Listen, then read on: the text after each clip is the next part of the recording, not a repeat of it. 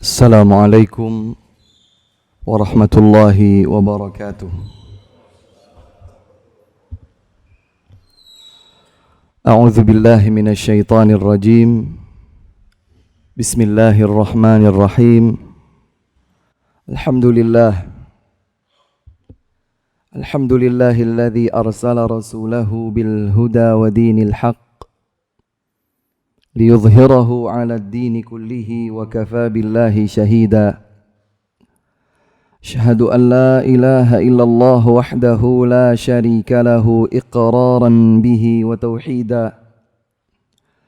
Wa asyhadu anna nabiyyana Muhammadan 'abduhu wa rasuluh sallallahu alaihi wa ala alihi wa ashabihi wa sallama tasliman mazida.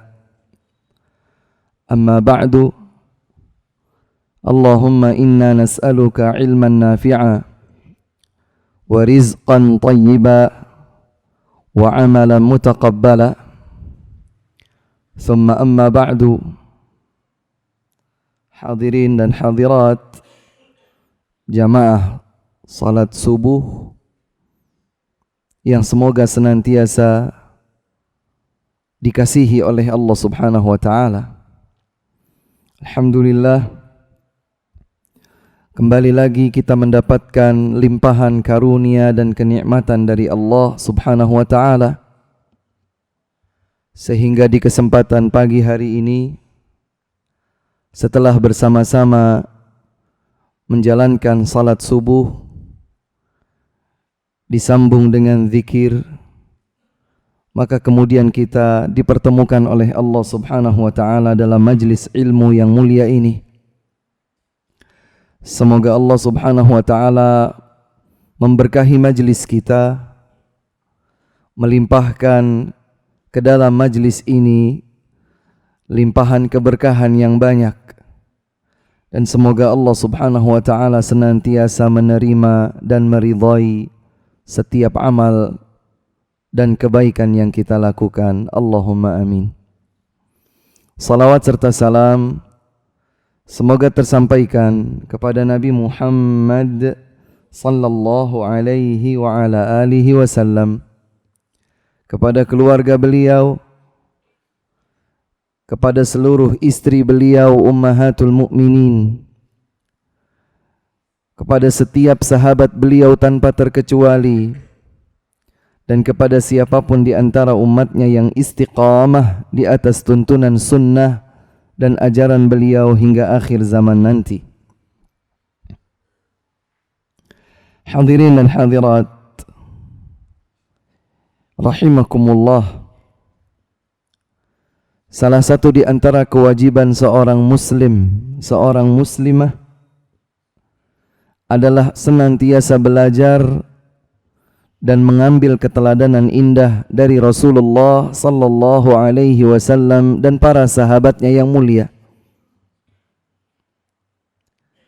Hal ini sebagaimana difirmankan oleh Allah Subhanahu wa taala dalam surat Al-Ahzab ayat 21. Kami cukup yakin bahwa ayat ini sering terdengar oleh kita, atau barangkali sebagian dari kita sudah menghafalnya. Firman Allah Subhanahu wa taala dalam surat Al-Ahzab ayat 21 menyatakan, A'udzu billahi minasyaitonir rajim. Laqad kana lakum fi Rasulillahi uswatun hasanah liman kana yarjullaha wal yawmal akhir wa dzakarallaha katsira. Sungguh telah ada untuk kalian pada diri Rasulullah sallallahu alaihi wasallam keteladanan yang indah bagi siapapun yang berharap perjumpaan baik dengan Allah, berharap kebahagiaan di hari akhir, dan senantiasa mengingat Allah Subhanahu wa taala. Maka hanya orang yang beriman sajalah yang terus-menerus berupaya untuk mengambil keteladanan dari beliau Rasulullah sallallahu alaihi wa ala alihi wasallam. Demikian pula mengambil keteladanan dan meniti jejak para sahabat Rasulullah sallallahu alaihi wasallam. Sebagaimana yang Allah Subhanahu wa taala firmankan dalam surat An-Nisa ayat 115. Allah Subhanahu wa taala berfirman, "Wa may yushaqiqir rasula min ba'di ma tabayyana lahul huda wa yattabi' ghayra sabilil mu'minin nuwallihi ma tawalla wa nuslihi jahannam sa'at masira." Barang siapa yang durhaka kepada Rasul setelah jelas baginya petunjuk kebenaran, dan dia mengikuti selain jalan para sahabat, selain jalan kaum mukminin,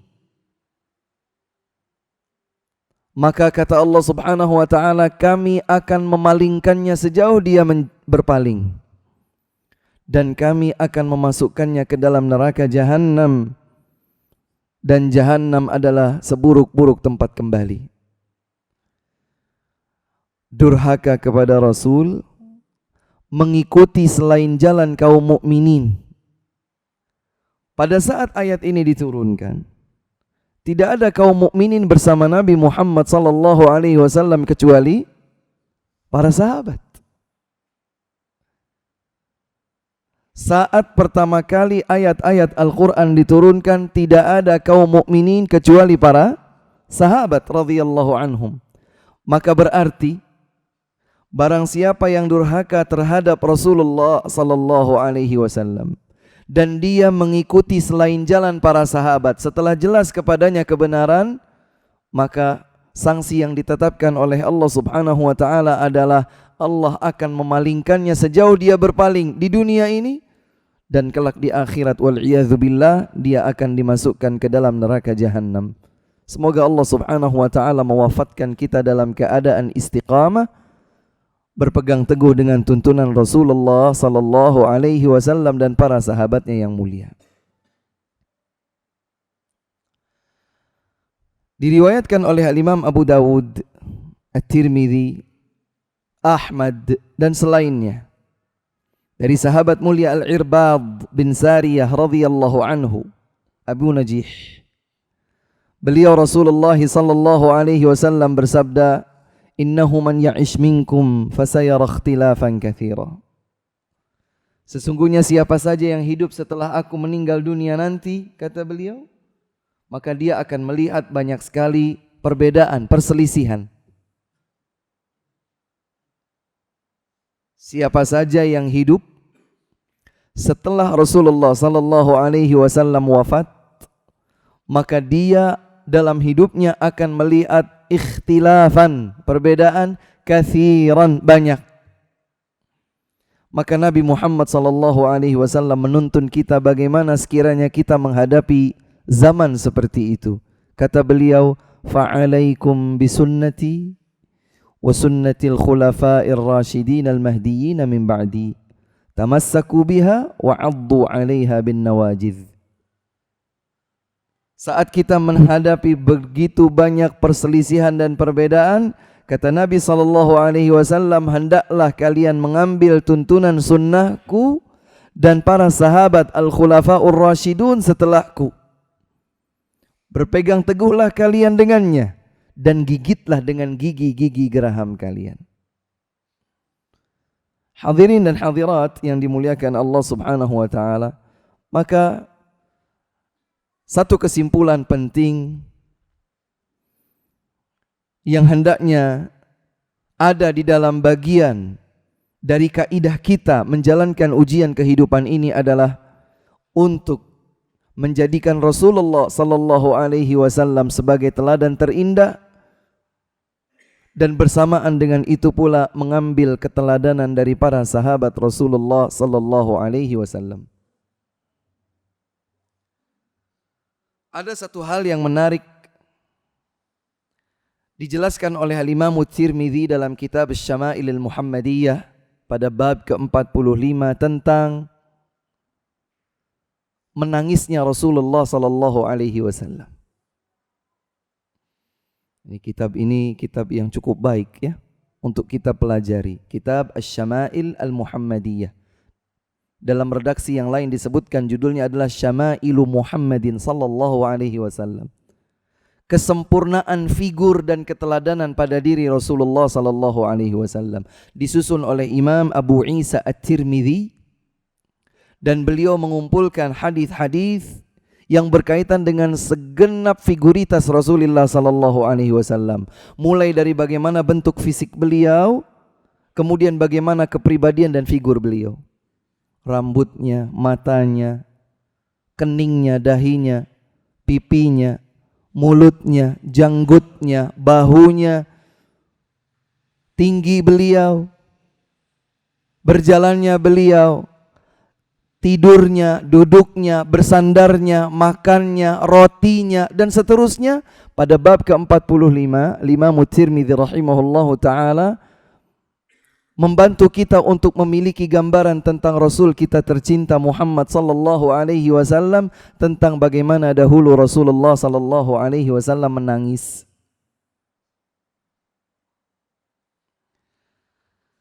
Disebutkan oleh Imam Tirmidzi dari jalur riwayatnya Muhammad bin Bashar qala haddatsana Abdurrahman bin Mahdi qala haddatsana Sufyan an Asim bin Ubaidillah anil Qasim bin Muhammad an Aisyah radhiyallahu anha.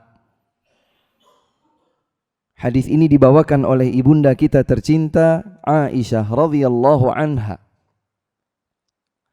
Kata Aisyah radhiyallahu anha, sesungguhnya dahulu Rasulullah sallallahu alaihi wasallam mencium kening sahabat Uthman ibnu Mad'un radhiyallahu anhu setelah wafatnya.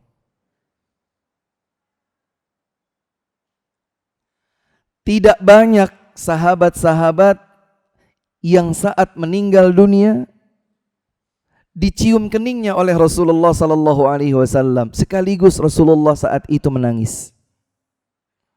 Dan perlu kita ketahui bahwa tangisan Rasulullah sallallahu alaihi wasallam ada yang menunjukkan kesedihan, seperti wafatnya Ibrahim putra beliau, seperti wafatnya Ruqayyah putri beliau. Dan terkadang tangisan Rasulullah sallallahu alaihi wasallam menunjukkan rasa takutnya kepada Allah Subhanahu wa taala. Terkadang pula tangisan Rasulullah sallallahu alaihi wasallam adalah karena beliau mendengarkan lantunan ayat-ayat Allah Subhanahu wa taala dibacakan kepadanya. Seperti suatu ketika Rasulullah sallallahu alaihi wasallam meminta dibacakan Al-Qur'an oleh sahabat Abdullah bin Mas'ud radhiyallahu anhu. Pada surat An-Nisa, sampai tatkala Abdullah bin Mas'ud radhiyallahu taala anhu membacakan ayat fakaifa idza ji'na min kulli ummatin bisyahidin wa ji'na bika ala haula'i syahida. Bagaimana, kata Allah Subhanahu wa taala dalam ayat ini, lantas bagaimana jika kami menghadirkan dari setiap umat seorang saksi? Maksudnya adalah Rasul. Karena Allah Subhanahu wa taala mengutus di setiap umat seorang rasul. Kemudian Allah Subhanahu wa taala menyatakan wajibna bika, dan kami akan hadirkan engkau wahai Muhammad ala haula'i syahida, di atas umatmu sebagai saksi. Kemudian Rasulullah sallallahu alaihi wasallam menangis. Dan salah satu di antara tangisan spesial Nabi Muhammad sallallahu alaihi wasallam adalah yang disebutkan oleh ibunda Aisyah radhiyallahu anha. Tatkala sahabatnya Uthman ibnu Mad'un radhiyallahu anhu meninggal dunia, maka Nabi Muhammad sallallahu alaihi wasallam mencium kening beliau sambil menangis, wa ainuhu tadhrifan, dan air mata berderai di pipi Rasulullah sallallahu alaihi wa ala alihi wasallam. Ada apa? Ada apa dengan Uthman ibnu Mad'un? Kita biasa dengar Utsman. Utsman siapa? Utsman ibnu Affan radhiyallahu taala anhu. Tidak asing bagi kita siapakah beliau Utsman ibnu Affan radhiyallahu taala anhu. Tentu kita sudah sangat sering mendengar. Menarik perhatian saya untuk kita juga mengetahui seorang sahabat lain yang juga bernama Utsman, tetapi bukan Utsman ibnu Affan radhiyallahu anhu, melainkan Utsman ibnu Mad'un. Mim, dha, saudaranya ta, ain, waw, nun, Mad'un radhiyallahu anhu. Perlu diketahui bahwa Utsman ibnu Mad'un radhiyallahu anhu 4 bersaudara. Beliau memiliki 2 saudara laki-laki dan 1 saudari perempuan. Beliau punya saudara bernama Abdullah. Beliau punya saudara juga namanya Qudamah. Maka mereka bertiga putra dari ayah bernama Mad'un. Dan mereka bertiga punya 1 saudari namanya Zainab. Zainab bintu Mad'un radhiyallahu taala anhuma. Yang ternyata Zainab bintu Mad'un adalah istri Umar bin Al-Khattab radhiyallahu anhu. Dari Zainab binti Mad'un, istri Umar bin Al-Khattab, terlahirlah Abdullah bin Umar dan Hafsah bintu Umar. Dengan demikian Utsman ibnu Mad'un yang akan kita coba sedikit pelajari sebagian dari perjalanan indahnya adalah paman dari jalur ibu bagi Abdullah bin Umar dan bagi Hafsah bintu Umar. Hafsah bintu Umar adalah istri Rasulullah sallallahu alaihi wasallam. Berarti ada hubungan kekerabatan antara Utsman ibnu Mad'un radhiyallahu taala anhu sebagai paman dari jalur ibu bagi istri Rasulullah sallallahu alaihi wasallam, yaitu Hafsah. Spesialnya Utsman ibnu Mad'un radhiyallahu taala anhu terlihat dari perjalanan indah kehidupan beliau. Hadirin yang dimuliakan Allah, kita masih ingat bahwa dahulu Rasulullah sallallahu alaihi wasallam mengawali dakwahnya di kota Mekkah, di kota kelahiran beliau sendiri. Lebih kurang 13 tahun beliau di sana. Di awal-awal keislaman banyak sekali tekanan-tekanan yang dihadapi oleh kaum muslimin, para sahabat, padahal jumlah mereka masih sangat sedikit. Kaum kafir Quraisy sangat tidak menerima kehadiran Rasulullah sallallahu alaihi wasallam yang mendakwahkan tauhid di tengah-tengah mereka. Ternyata satu persatu sebagian dari kaum kafir Quraisy masuk ke dalam Islam.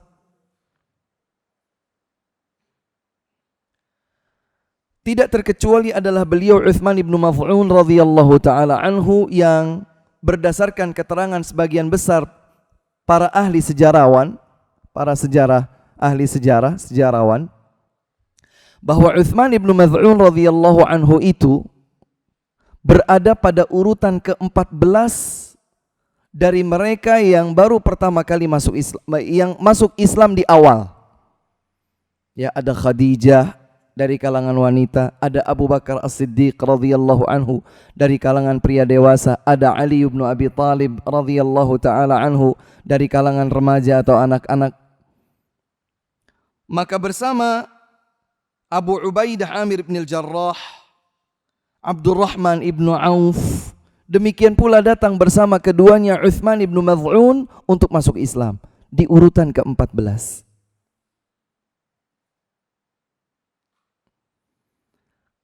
Bayangkan satu Mekah, anggaplah satu kota begitu. Ada 14 orang saja yang menjadi sahabat mengikuti ajaran agama Rasulullah sallallahu alaihi wasallam, yaitu Islam.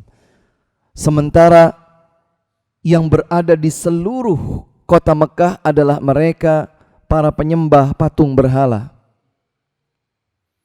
Maka tidak sulit bagi mereka untuk memperlakukan keji 14 orang tersebut karena jumlah mereka sangatlah sedikit. Rasulullah sallallahu alaihi wasallam menganjurkan kepada para sahabatnya untuk mencari suaka perlindungan di negeri seberang, yaitu di negeri Habasyah. Habasyah dahulu saat ini adalah negeri Ethiopia, ya, di benua Afrika sana. Karena ada seorang raja yang disebut An-Najasyi radhiyallahu anhu, raja yang dikenal adil, arif, bijaksana, tidak dizalimi di kerajaan beliau seorang pun. Di kerajaan beliau tidak ada orang yang dibiarkan terzalimi. Maka Nabi SAW menganjurkan para sahabatnya yang masih berjumlah sedikit, terutama kalangan yang lemah, untuk mencari suaka perlindungan di sana. Maka terpilihlah Utsman ibn Maz'un radhiyallahu taala anhu sebagai pemimpin kelompok perjalanan hijrah ke negeri Habasyah yang pertama. Karena kita ketahui dalam sejarah bahwa para sahabat Nabi SAW hijrah ke Habasyah berapa kali? 2 kali. 2 kali. Yang pertama dipimpin oleh Utsman ibnu Maz'un radhiyallahu anhu. Sesampainya di sana, alhamdulillah, benar saja mereka mendapatkan perlindungan, sambutan yang baik, perlakuan yang baik dari raja Habasyah yaitu An-Najasyi, begitu pula dengan segenap rakyatnya. Ada catatan bahwa An-Najasyi radhiyallahu taala anhu masuk Islam tanpa diketahui oleh rakyatnya. Beliau menyembunyikan keislamannya di hadapan segenap rakyatnya, yang saat itu sebagian besar mereka adalah ahlul kitab, kaum Nasara. Sehingga An-Najasyi radhiyallahu taala anhu meninggal dunia dalam keadaan muslim, namun tidak seorang pun di antara rakyatnya yang mengetahui.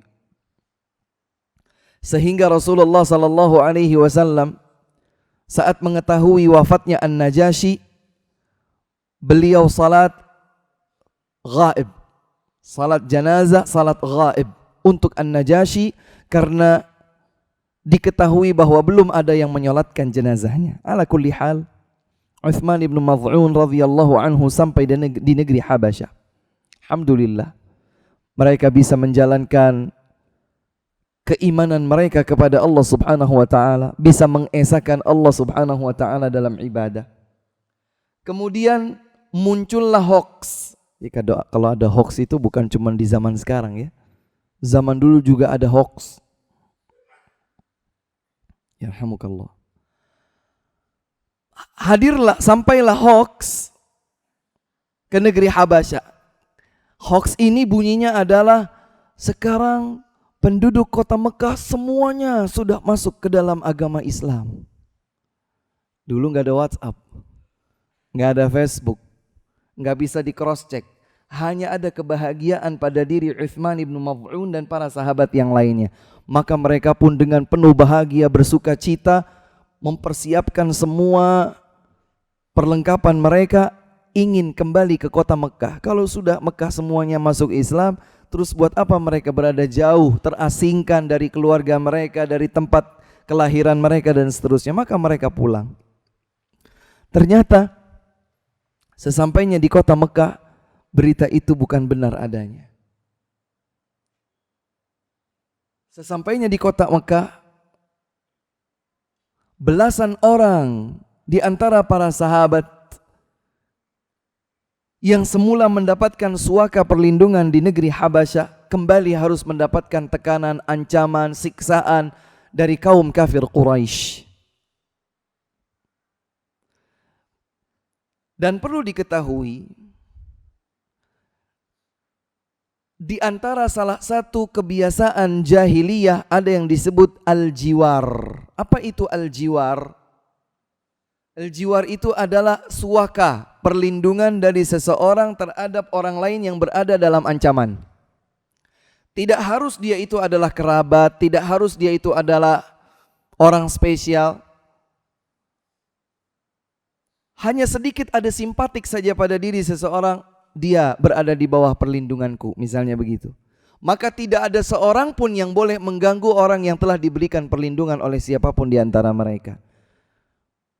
Ternyata dari belasan para sahabat itu, tidak semuanya mendapatkan suaka perlindungan. Ternyata Uthman ibn Maz'un radhiyallahu anhu mendapatkan suaka dari salah seorang tokoh kafir Quraisy bernama Al-Walid ibn Al-Mughirah. Wah, ini orang subhanallah, banyak kekejiannya terhadap para sahabat waktu itu. Al-Walid ibn Al-Mughirah. Beberapa saat Uthman ibn Maz'un merasakan ada kenyamanan, ada keamanan karena dilindungi, jaminan perlindungannya dari Al-Walid ibn Al-Mughirah. Tapi di waktu yang bersamaan beliau melihat para sahabat lainnya disiksa. Ammar ibn Yasir sekeluarga dibunuh, Bilal bin Rabah disiksa. Maka beliau tidak tahan. Uthman ibn Maz'un radhiyallahu anhu tidak bisa mendiamkan ini pada dirinya, maka dia datang kepada Al-Walid ibn Al-Mughirah, seorang kafir Quraisy yang memberikan suaka perlindungan kepada Uthman ibn Maz'un untuk tidak diganggu seperti diganggunya para sahabat yang lain. Kemudian Uthman berkata, "Wahai Al-Walid ibn Al-Mughirah, engkau telah memberikan perlindungan kepadaku dan engkau sama sekali tidak berbuat keji. Engkau telah berbuat kebaikan kepadaku. Tapi ketahuilah bahwa perlindungan dari Allah subhanahu wa ta'ala adalah lebih baik bagiku." Begitu kata Uthman ibn Maz'un. Engkau memberikan perlindungan kepadaku, engkau telah berbuat baik kepadaku, tapi ketahuilah bahwa perlindungan dari Allah subhanahu wa ta'ala bagiku itu adalah yang terbaik. Sebetulnya beliau sedang ingin mengutarakan keprihatinan beliau terhadap para sahabat yang lain saat mereka tidak mendapatkan suaka dari siapapun, sehingga ditekan, disiksa, dan seterusnya. Maka kata Uthman, umumkanlah kepada mereka bahwa aku telah mengembalikan kepadamu suaka perlindunganmu itu. Keduanya pun menuju Al-Masjidil Haram. Kita tahu bahwa waktu itu Al-Masjidil Haram tempat berkumpulnya semua orang. Tidak hanya yang muslim saja waktu itu, tidak hanya para pengikut Rasulullah sallallahu alaihi wasallam, karena kaum kafir Quraisy juga duduk-duduk di dalam Al-Masjidil Haram, karena waktu itu tidak kurang dari 360 berhala bergantung di dinding Ka'bah. Maka Al-Walid ibn Al-Mughirah berkata kepada semua yang hadir di situ, ketahuilah bahwa aku telah memberikan perlindungan kepada Uthman ibn Maz'un dan beliau mengembalikannya lagi kepadaku. Dia berpikir bahwa Allah subhanahu wa ta'ala lebih baik perlindungannya daripada aku untuknya. Tidak lama kemudian ada seseorang yang berdebat dengan Uthman ibn Maz'un radhiyallahu ta'ala anhu. Uthman ibn Maz'un radhiyallahu ta'ala anhu berkata bahwa sebaik-baik pencipta adalah Allah subhanahu wa ta'ala, sebaik-baik yang diminta adalah Allah subhanahu wa ta'ala. Bertikai, adu mulut, karena orang kafir Quraisy ini merasa mereka di bawah, mereka di atas angin.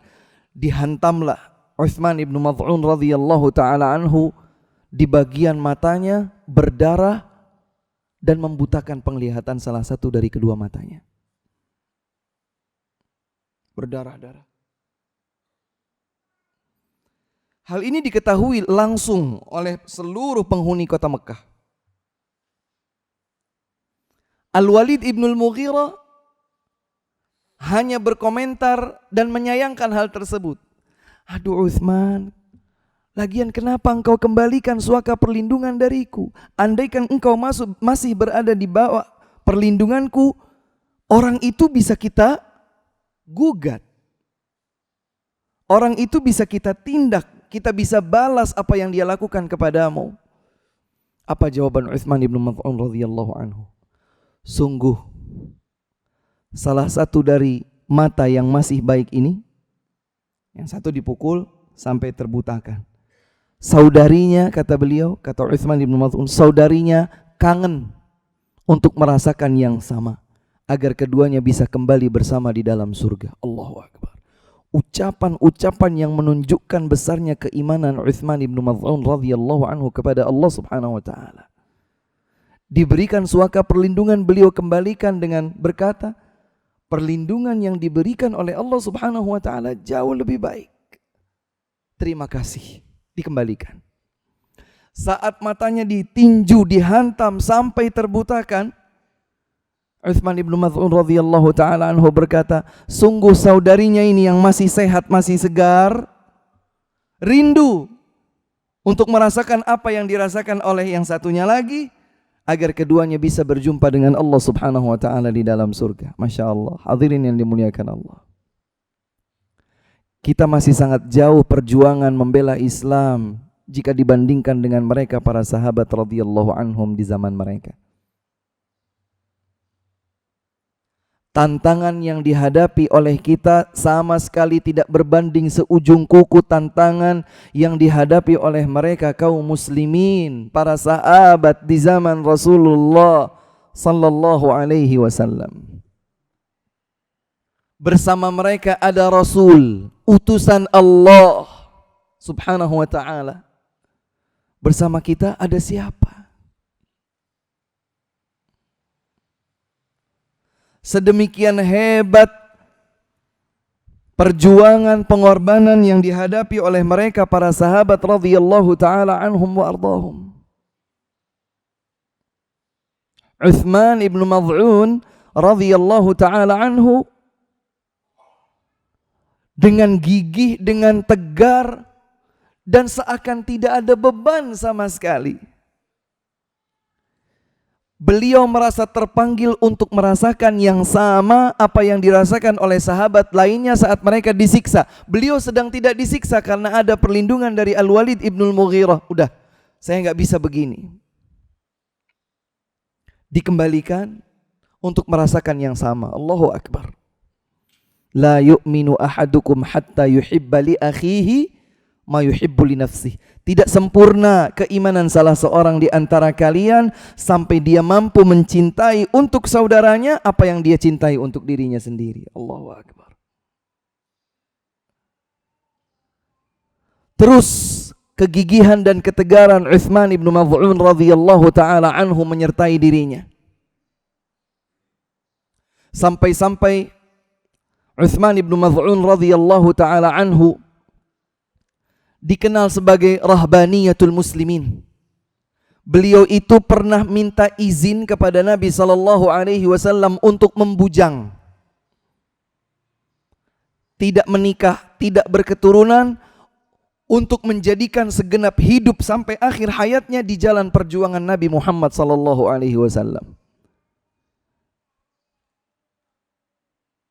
Kita di zaman sekarang belum tentu sampai berani berkata dan bersikap demikian. Aku pertaruhkan hidup dan matiku di jalan perjuangan Rasulullah sallallahu alaihi wasallam. Utsman ibn Maz'un radhiyallahu anhu sampai mohon izin kepada Nabi Muhammad sallallahu alaihi wasallam, wahai Rasulullah, izinkan aku untuk membujang sendiri saja, udah nggak pakai istri, nggak punya anak keturunan. Kenapa? Biar maksimum untuk memberikan pendampingan, dukungan, pengorbanan, pembelaan, perjuangan, mendampingi Nabi sallallahu alaihi wasallam. Kemudian para sahabat yang lain berkata, seandainya Utsman ibn Maz'un saat itu diizinkan, kita akan kebiri diri kita sendiri juga untuk mengikuti jejaknya. Jadi ada motivasi besar pada Utsman ibn Maz'un radhiyallahu taala anhu yang juga menginspirasi para sahabat yang lain. Kegigihan itu sampai terus bertahan 13 tahun di kota Mekah, dan beliau berhijrah bersama Nabi Muhammad sallallahu alaihi wasallam ke kota Madinah. Tahun pertama, tahun kedua terjadi perang Badr. Di sebuah tempat disebut Badr, sampai sekarang masih ada dengan nama yang sama. terjadilah perang Badar. Kaum kafir Quraisy dipimpin oleh Abu Sufyan waktu itu sebelum beliau masuk Islam radhiyallahu anhu. Sementara kaum muslimin dipimpin langsung oleh Rasulullah sallallahu alaihi wa ala alihi wasallam. Utsman ibn Maz'un radhiyallahu anhu termasuk para sahabat yang berjuang bersama Nabi sallallahu alaihi wasallam pada peperangan Badr. Setelah itu dikabarkan bahwa Utsman ibn Maz'un radhiyallahu taala anhu sakit. Kemudian kesedihan pun tentu saja menyelimuti keluarga beliau radhiyallahu anhum ajma'in. Dan sampai Utsman ibn Maz'un radhiyallahu taala anhu meninggal dunia. Catatannya adalah Utsman ibn Maz'un radhiyallahu anhu adalah sahabat muhajirin pertama yang meninggal dunia di kota Madinah. Sekaligus Utsman ibnu Maz'un radhiyallahu anhu adalah sahabat pertama yang dimakamkan di pemakaman Baqi' Al-Gharqad yang sampai saat ini masih ada. Kalau Bapak dan Ibu sekalian sudah pernah ke Masjid Nabawi, maka di arah depan sebelah kiri saat kita menghadap Ka'bah, menghadap kiblat, ada pemakaman luas disebut Al-Baqi' Al-Gharqad. Siapa yang meninggal di Madinah, baik penduduk asli kota Madinah atau pendatang seperti orang yang umrah, orang yang haji, berhak untuk dimakamkan di sana. Dan disebutkan dalam sebuah riwayat bahwa siapa saja yang meninggal dunia di sana, dikuburkan di sana, akan mendapatkan syafaat dari Nabi sallallahu alaihi wasallam. Yang pertama kali di antara para sahabat dimakamkan di Al-Baqi' Al-Gharqad adalah beliau Utsman ibnu Maz'un radhiyallahu anhu.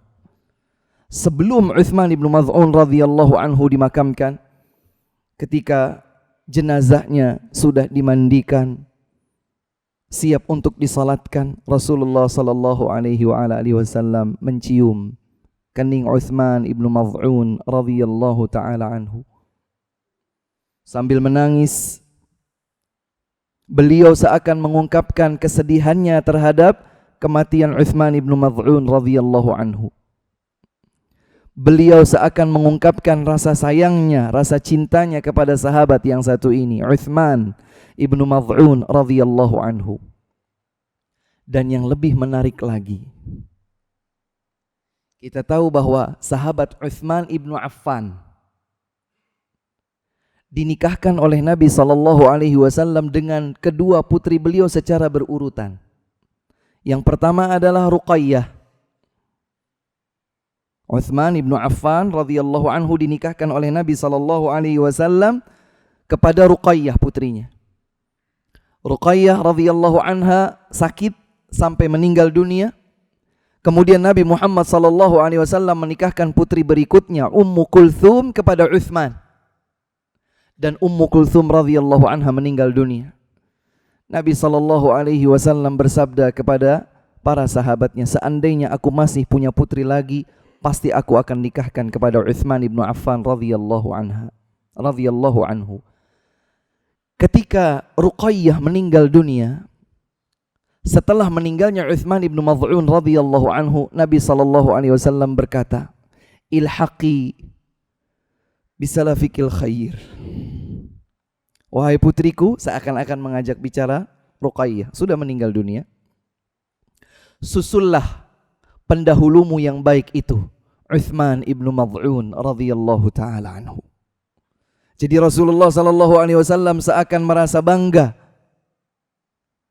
tatkala putrinya yang meninggal dunia yaitu Ruqayyah radhiyallahu anha menyusul, berada dalam barisan orang-orang baik yang masuk ke dalam surga Allah Subhanahu wa taala, yaitu Utsman ibnu Maz'un radhiyallahu taala anhu. Hadirin yang dimuliakan Allah Subhanahu wa taala, itulah sekelumit cerita tentang keteladanan indah yang ada pada kehidupan sahabat mulia Utsman ibnu Maz'un radhiyallahu taala anhu. Tidak panjang memang, tapi semoga apa yang tercermin dalam kepribadian dan kegigihan Uthman ibn Maz'un radhiyallahu ta'ala anhu memotivasi kita untuk terus gigih di atas keimanan, berusaha istiqamah di atas jalan Allah subhanahu wa ta'ala. Yang terakhir saja, izinkan kami mengingatkan kita semua firman Allah subhanahu wa ta'ala dalam surat At-Taubah, surat yang ke-9 ayat 100, tidak sulit untuk dihafal. Allah subhanahu wa ta'ala berfirman, A'udzu billahi minasyaitonir rajim. Was-sabiqunal awwalun minal muhajirin wal ansar walladzina ittaba'uuhum bi ihsan radhiyallahu anhum wa radu anhu wa a'adda lahum jannatin tajri tahtaha al-anharu khalidina fiha abada dzalikal fawzul azim. Allah subhanahu wa ta'ala berfirman, dan yang telah bersegera dan yang berada di barisan pertama, as-sabiqun al-awwalun, bersegera dan berada di barisan pertama. Salah satu di antara yang paling layak untuk masuk ke dalam kriteria ini adalah beliau Uthman ibn Maz'un radhiyallahu ta'ala anhu.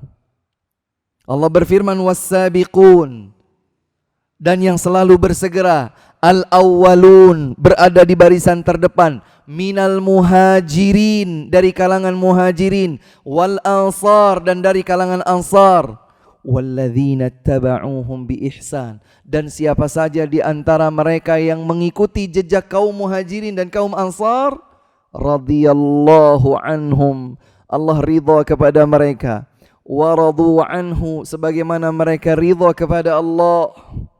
Ini yang membedakan ucapan kita, ikhwah.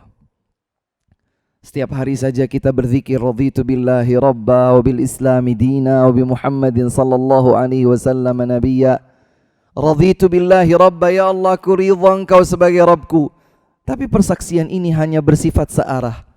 Adakah kita tahu bahwa Allah subhanahu wa ta'ala juga ridha kepada kita? Kita tidak tahu. Bedanya kita dengan sahabat salah satunya adalah ini.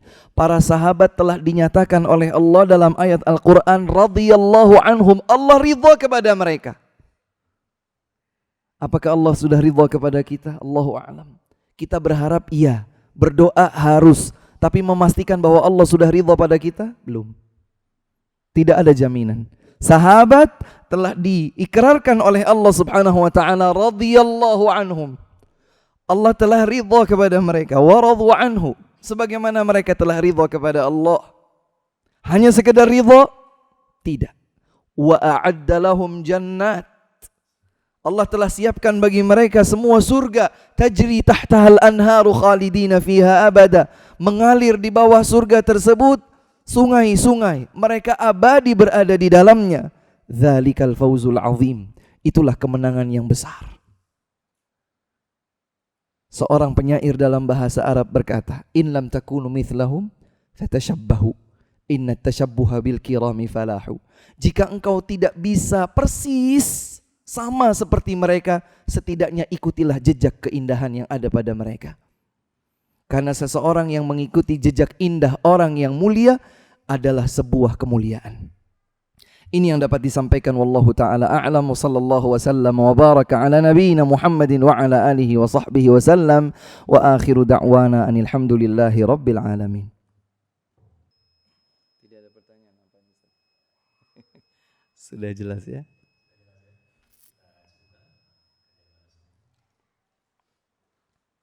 Ada yang bertanya? Cukup insyaallah. Semoga terinspirasi kita oleh kisah beliau Uthman ibn Maz'un dan para sahabat lainnya. Terima kasih. Radhiyallahu ta'ala anhum. Semoga Allah subhanahu wa ta'ala senantiasa memberikan istiqamah kepada kita.